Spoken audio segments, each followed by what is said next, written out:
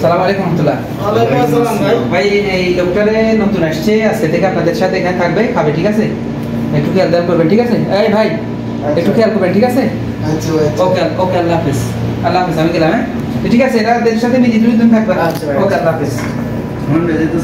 কি শুরু করছে এই যেটা বুঝলাম এখানে থাকার লোক না, 2 দিন পর পর লোক নিয়ে আসে।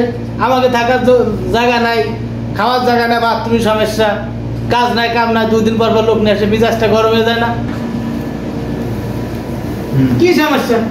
আই সেখানে বসে পড়ছে, পয়েন্ট এসে হাত মুখ ধোবে না, এটা কোনো রট ধরো। পয়েন্ট এসে এসে শুরু বসে পড়ে বিছানে।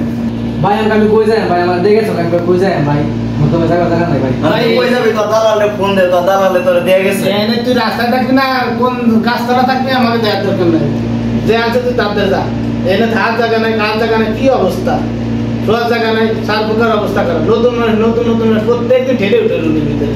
ভাই আমার তো দেখেছে কেন ভাই, দেখে দিয়ে গেলে কি হবে? এটা আমি তাকাবো তাই যা বেলু। কি শুরু হয়েছে রে ভাই?